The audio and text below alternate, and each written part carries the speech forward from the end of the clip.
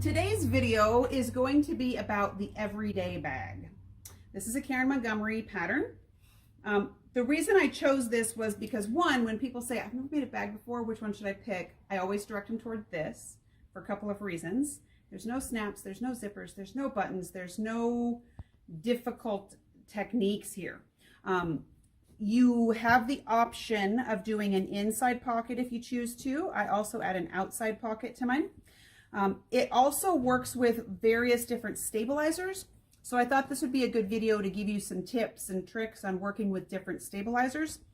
It is also quilted, and it's just about the right size. You can put a tablet in this or a small laptop computer.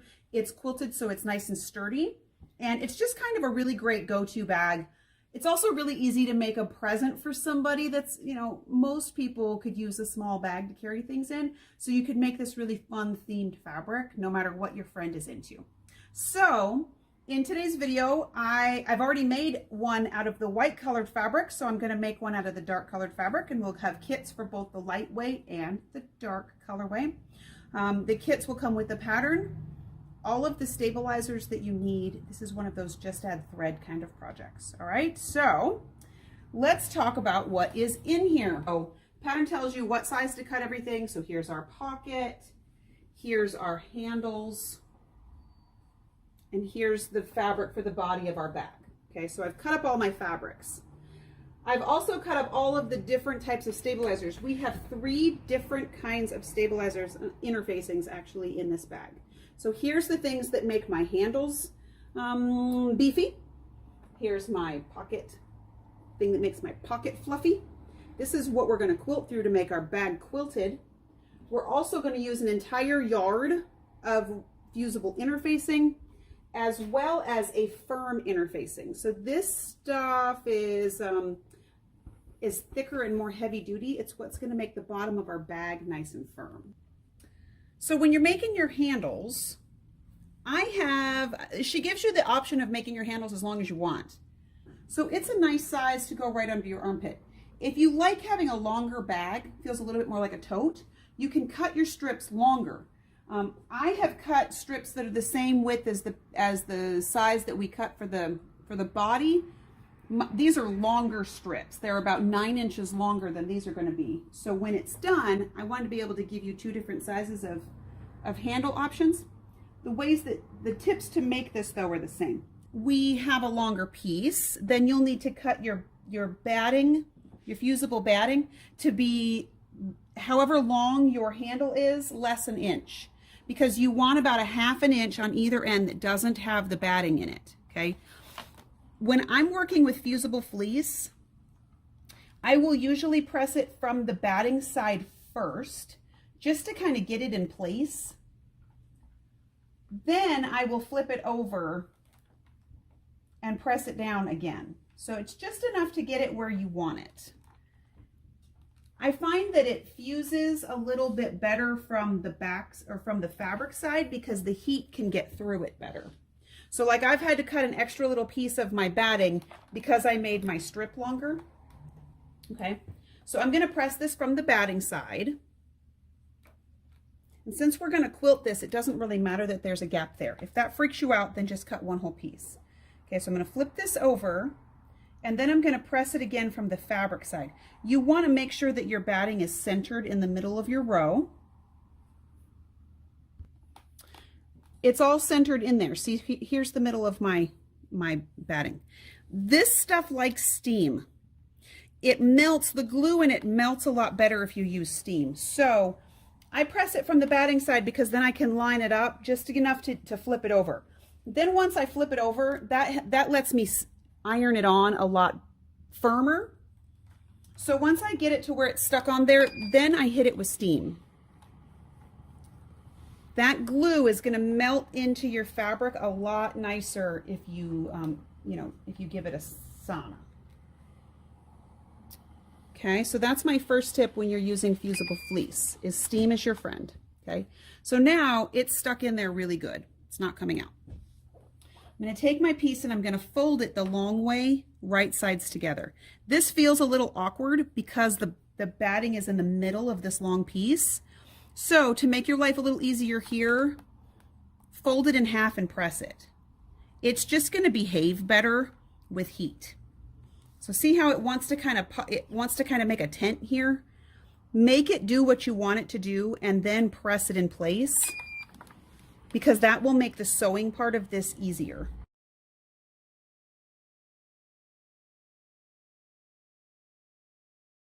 All right, so now we're going to go to our sewing machine and we're going to talk some tips on sewing this. I'm going to use my 1/4 inch piecing foot because that just makes everything easier. And we're going to sew all the way down this row.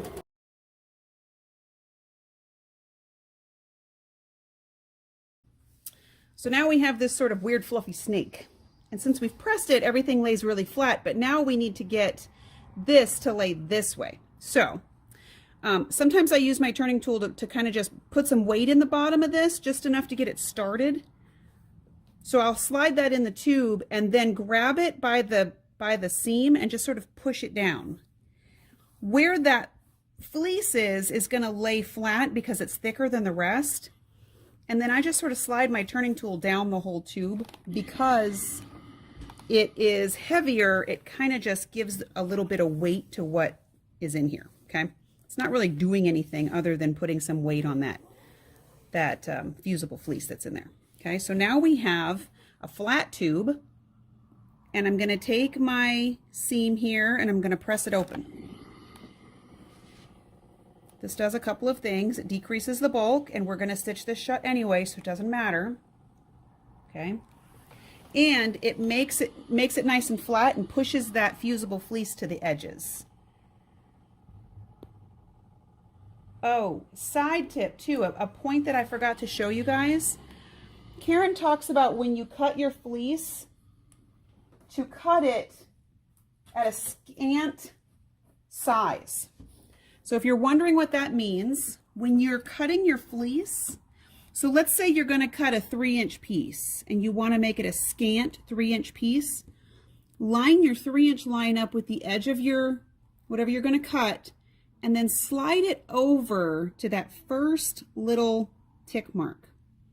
So that's 1/8 of an inch right there. So if you line up that tiny little 1/8 of an inch just short of the size you want to cut, you're going to get a scant cut. Why does that matter? Well, when you're doing things like this where you want things to be centered, the fabric that takes up the sides right here is just a little bit. But when I run my hand along this, there's no point where the fleece is buckled up and folded over. If it was, this wouldn't be nearly as straight. So when the pattern says cut it scant, cut it scant. What we're going to do is fold it this way again and line our sides up. So if you press this again with steam again, this fleece really obeys well with steam.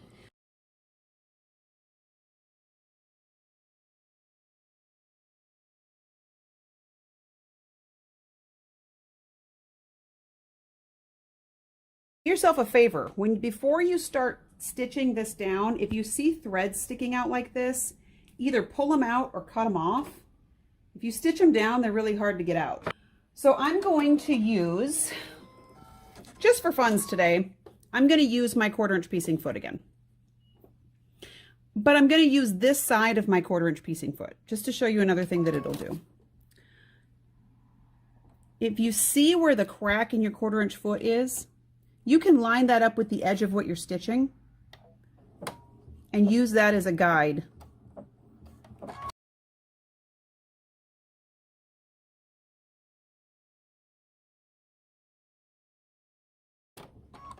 And up the other. You can sew the end shut if you choose to. Doesn't really matter. And then we're just going to go down the other side of our handle. All right, so we have both of our handles made. I'm going to go over this again with steam, and I'm going to show you why. See how as we stitched it, there's just a few minor puckers, not really even puckers, but just places where the fabric has kind of wiggled in the sewing process. Once I steam it, look how flat that is.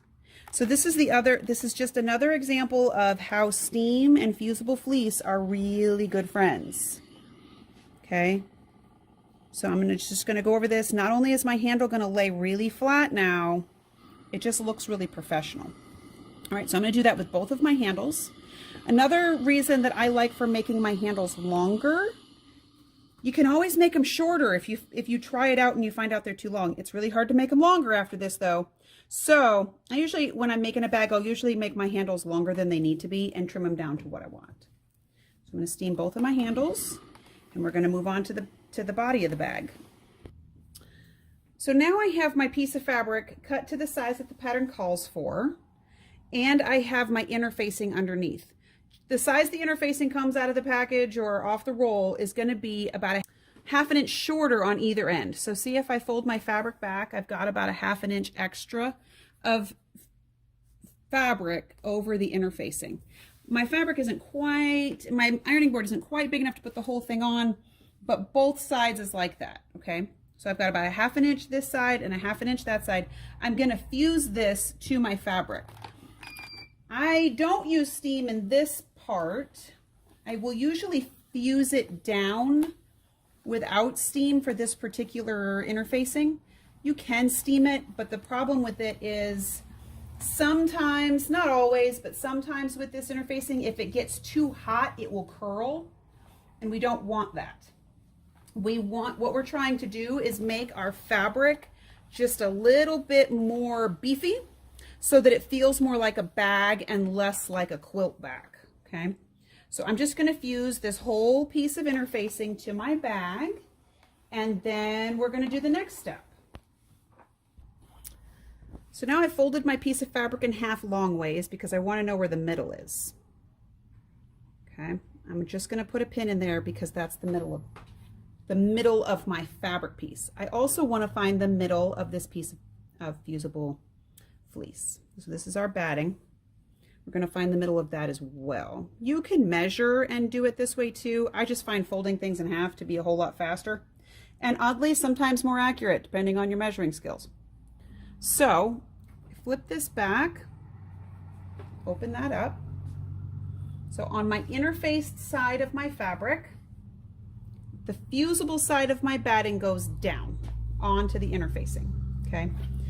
The bumpy parts of this is going to stick. I mean, it's like Velcro because this is already not as smooth as fabric, and the bumpy side of my fleece, it sticks like Velcro. So you might have to move this around a little bit to get it exactly where you want it. This is easier if I turn it the other way here. Okay. So I want to center my fleece on the back side of my fabric. Okay, I'm going to fuse this in place. Again, just like when we did the handles, this fuses better with steam, and I usually just get it in place a little bit. You don't want to set your iron too long on this because it'll melt, so I just sort of quickly move it around with steam on, and that gets it to stick. Then we're going to take our fusible piece of really heavy duty stabilizer. Yes, I know this is a lot of layers of things, but all of this stuff is what's going to make everything really happy. And we're just going to fuse this down real quick. This will also stick pretty easily to that fleece, especially with steam. It doesn't have to be glued, you know, forever. It just needs to make it to the sewing machine. Okay. So now everything is fused down. Now we're going to mark some quilting lines for this. You can kind of do it any way that you like. I'm going to show you how I like it. This is one of my favorite tools for when I'm marking on interfacing. It's blue chalk. It comes out when you wash it, but when I'm trying to mark things on interfacing, especially if I'm marking on fleece, things that, so like fleece is shaggy like batting, so if I try to mark with a pen, it kind of gets stuck in there and it's kind of messy. This is a wheel though, so it will draw a line on just about anything because the chalk comes out of the wheel. I'm going to use my long 24-inch ruler, and I'm just going to mark some quilting lines. They don't have to be uniform. You mark as many lines as you want. You just really want to hold all of these things together.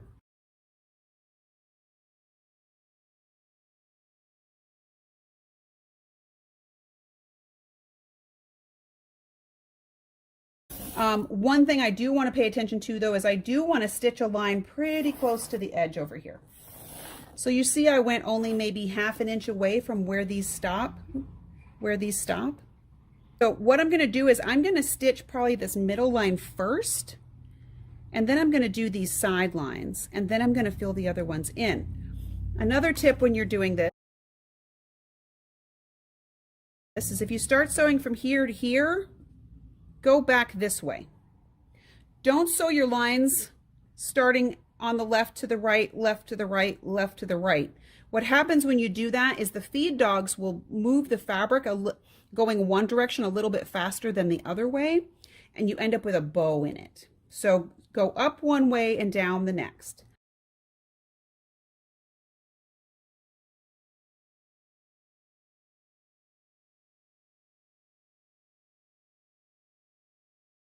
All right, so now we've got our piece all made. We need to trim this down to the right size. Now, I need a pretty long measurement from the center here to the outside, and I don't have a ruler that's that big. So she wants you to measure a certain distance from the middle of here out to here. So what I'm going to do is I'm going to find that measurement on my ruler, and I've got a long 24-inch ruler here, and I'm going to mark a line over here. I'm going to slide it up, and I'm going to find my measurement again, and I'm going to make another line. Then I'm going to take my ruler and match up those two lines to make the right size from out here to out here. So if you ever have to trim something that's really long like this and you don't have a ruler that big, that's a really good way to get there. So I'm going to trim both ways the size that it needs to be.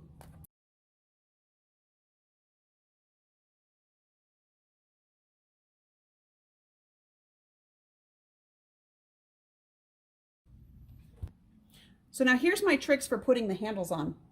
I've marked the middle of the bag, both the top and the bottom. The pattern tells you how far out to put your handles. So I'm going to line up that measurement on my ruler with the pin. Take your handles and lay them flat like this. And then just take the sides of the handle and turn them up. When we get our handles all twisted, nothing lays out right. So if you start with your handle flat like this and you just don't flip it, you can flip it if you want to have a twist. If you don't want to have a twist, then you can turn it this way. It really just depends on how you want it to lay out. I like them to be straight.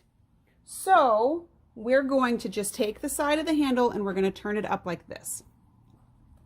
I'm going to pin this through so that I can just sort of tack these in.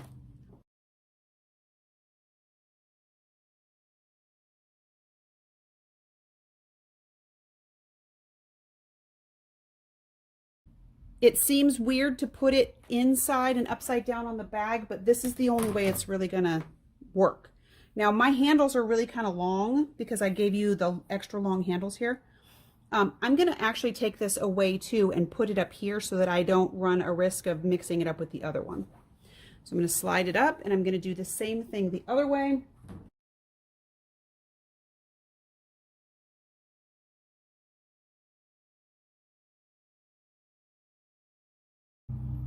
So I have stitched my handles on using sort of a really skinny 1/4 inch seam, and you'll see I've back stitched them. You really want these to be firmly in place. Then I'm going to take my bag and fold it in half along this. So my handles are at the top and the bottom. They're tucked in under here. I'm going to fold it in half this direction, and I'm going to sew this along this end. So it's kind of like a book at this point. So here's my quilted part. This is my side seam. I'm going to sew from the corner to the bottom, but I'm going to leave an opening about yay big, 5 or 6 inches. When I do that, I get kind of gung-ho and I'll just sew the whole thing shut. I like to give myself a reference point of where to start and where to stop, just so I don't get crazy and sew the whole thing shut. So I don't know, that might help you. It definitely helps me. And we're going to back stitch at these points and at the beginning and the end. Also, before I go and sew this, we're going to do sort of a French seam on this. And as quilters, we tend to see a 1/4 inch seam allowance only. So sometimes when I have to do a wider seam allowance, I just help myself out by marking the line. So here's a 1/2 inch seam between where those blue lines are. I'm going to go ahead and mark myself a sewing line that's a 1/2 inch from the end. All right, so here's another little tip for you. The next step that we're going to do on this bag, I've still got my pins marking the middle of the quilted part of my bag. I've pulled my handles out just for now. These are going to get tucked back in. Our piece that we just sewed, that we have this opening to, I'm going to line that seam up with those pins that are there, because this is how we're going to find the middle. For this step, we're going to press this seam open.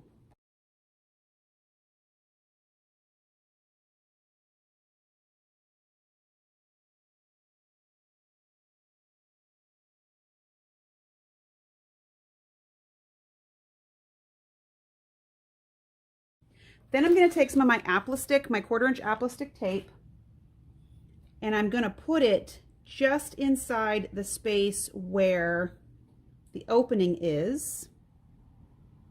Okay, and I'm going to iron that down because that's what makes this sticky. So we're going to activate the glue of our apple stick tape. We're not going to take the paper off yet. We're just going to leave it like that. Now we're going to take our handles and tuck them back inside up here. So we want to make sure we sew those shut. Don't forget that step or your handles will be non-existent. Then we're going to sew, make sure that you have your middles lined up here. This part is important. We're going to match those middles up. This is a good time for clips because this is so kind of thick and chunky. It's chunky. We're going to clip this together. I'm going to leave my middle pin in just until I get it lined up. Make sure that your handles are laying flush under here because we're going to sew over those as well. Then with a wide, so we've talked about scant 1/4 inch before. We want to do a gracious 1/4 inch. So just a little to the outside of a 1/4 inch because we want to make sure that we stitch over where we have stitched our handles on. We're going to sew this all the way shut. I'm going to grab some more clips and I'm going to clip this all down before I go to my machine. And then we're going to sew this shut with a gracious 1/4 inch on both sides. So now we've sewn our sides together. We kind of have this pocket, this weird sort of envelope shape. I'm going to pull my pins out because I don't need to mark that anymore. You can clip the corners or you can fold the corners in. We want to make sure we can poke these corners out pretty well. So whenever I'm clipping corners like this, I try to not make them too narrow. So I will take my scissors about halfway up that seam allowance and kind of make a long swooping shape to trim out my corners. We want to be able to poke these corners out really well. So we're going to trim those up. And then we're going to turn our bag right way out. I left a big enough opening that I can get my whole hand in there. I find that helpful. I also find it helpful that when you're turning corners, if you tuck them under and then pinch them through, they come out kind of sharper and easier to turn. So now what we've got is an inside out envelope. Okay, I'm going to get my point turner and we're going to poke those corners out.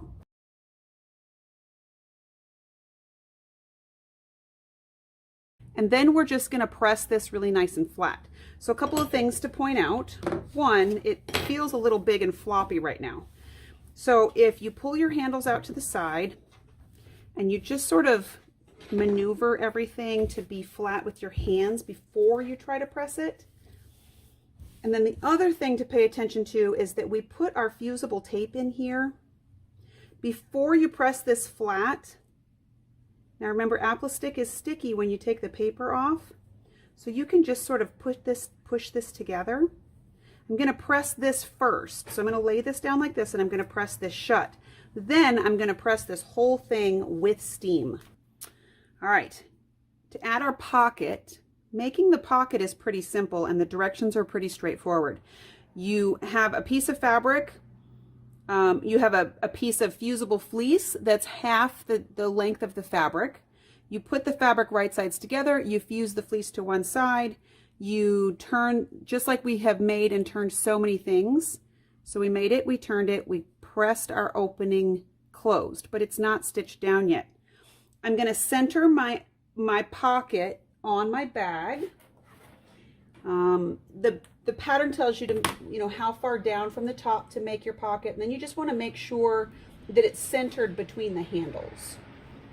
And that looks pretty good. Okay, now I'm going to show you guys something new we just got in the store, which I really have enjoyed using for bag making. These are Sew Tights Heavy Duty. So if you've used Sew Tights, and we've shown you Sew Tights before in different shapes, these are the heavy duty ones, which means they're really good for bag making. They have 3 larger magnets than the other Sew Tights do. These are great for bag making because they'll hold through all these layers of stabilizer. So I'm going to put my bar on the top, and I'm going to put the other piece on the inside, and look, it holds that pocket on without pinning. So since you can't get your clips down here and pinning through all these layers is a little problematic, the Sew Tight Heavy Duty works great. Look, it just holds it on like that. So I'm just going to top stitch around these 3 sides, and then we're going to show you the last step to finish up this bag. So I've top stitched around my pocket. When I stitch the bottom up, that closed up that turning thing, so you don't have to stitch this first. You can just do it in the sewing process. I'm going to pull my Sew Tights off, and I'm going to move them. So I'm going to move my Sew Tights over to this side just to hold this in place while I do what I want to do. The pattern tells you how far to measure to make a reference point. Okay, so we are going to do that. We're going to measure up how far it needs to go. We're going to put a pin in here. This just needs to give us an idea of where it's going to be. And we don't have the fleece in this part. It's just the fabric and the interfacing. So you can get a pin through there without any real problem. Plus, you want to be able to see the reference point from the outside. So that's why we're not going to use clips. We're going to use pins. We're going to do the same thing on this side. This is the coolest part of this bag. So Karen does this technique in a number of her bags, and it works like magic. We're going to put our pins in here, and you can see the pins from both sides. Okay. Then we're going to take this away because we don't need to keep that straight anymore. And I'm going to flip this around. Okay. Basically, what we want to do is open this up so that we can see our pins out here. Okay, so I've got all my handles here. My handles are sticking out of the way. I've got my pins so I can see where the point is that I need to fold it. Okay, so I'm going to fold it. I'm going to flip the bag over. Okay, and where those pins are again, I'm going to take the other end of the bag and make the handles be on the same end. Okay, I know this feels a little weird, but just trust me on it. It's really fun. And then we're going to match up our top corner points. This is when you want to put the Sew Tights together so that you can take it to the sewing machine. If you just put the bar underneath and drop it, it'll lock it in there. Okay, so I'm going to put Sew Tights in both of these corners, and I'm going to make sure that all of this is pressed really tight. Like I'm probably going to put one in the middle too, just to make sure that this is all flat. Then we're going to go to the sewing machine. Okay, so now I've been doing all of my patchwork and everything since the quilting step of this stage with my walking foot. It makes it a lot easier to get through all of these layers. Now this is what we should have. We've got the 2 sides folded together, and then you have this sort of weird folded pocket. It's a little like an origami situation. I've got my Sew Tight stuck over here out of the way so my big old walking foot doesn't hit it. And then we're going to sew, again, a generous 1/4 inch. So if you see those lines on my foot, that big line there is a 1/4 inch. So I'm going to go just slightly over from that.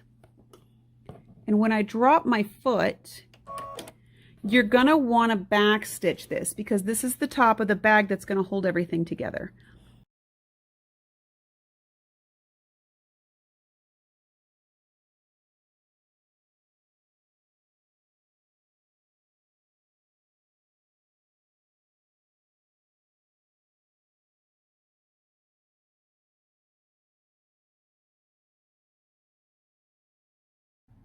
All right, so here's our bag. Here's where we sewed those envelope sides up. So you have this weird sort of like box shape in the bottom. So when we turn this right way out, not only is your bag already lined, so you don't have to make a lining, everything's all stabilized and fluffy and quilted and all that. When you push the bottom corners out, I just put both my hands in and kind of separate it like that on both sides. So what happens is these corners over here make this really neat sort of folded in pocket that finishes up your bag. So it has this really neat sort of design element to it. The inside of the bag has all finished seams because we did sort of a French seam thing here, right? That turning opening part is right here on the bottom of your bag. If you don't trust just having that fusible tape in there, you can go ahead and sew that shut. Whatever you want to do is fine. If you want to, you could even put, okay, so I do know somebody who stitched a pocket in the bottom of her bag, like a false bottom, where she made a pocket like this, and then she just top stitched it down as a secret compartment. She could put things under the things that were in her bag. That would close this up, and it gives you this extra secret little pocket, okay? So here's your bag. It's all done. This one has those nice long handles to it. And I'm going to show you a comparison. Look at it. It's so cute. So that's our bag demo for making the everyday bag. This is the one I just made, so it's got nice long handles to it. So if you like to have a longer tote, you can. I like to be able to open my bag and see in it. If you prefer the shorter handles, these are the length of the handles that are in the pattern. So it kind of tucks up under your arm. If you like to be able to tuck your bag under your elbow, you have both ways that way. So there you go. You got a pocket on the outside. On this one, I did a pocket on the outside and there's a pocket on the inside. Hot tip, if you want to put a pocket on the inside, make it like a ½ inch or an inch skinnier than the one that you put on the outside. Sew it on first, because then the top stitching of putting your outside pocket on will hide the stitching of the pocket on the inside. Does that make sense? So see, this one's just a little bit smaller than this one. And when I top stitched this pocket on, it covered up the stitching from putting the inside pocket on, okay? So what we have for today's sale is you can have the pocket or the bag kit in the light Marsha Durst fabric, or we have a bag kit with the dark fabric.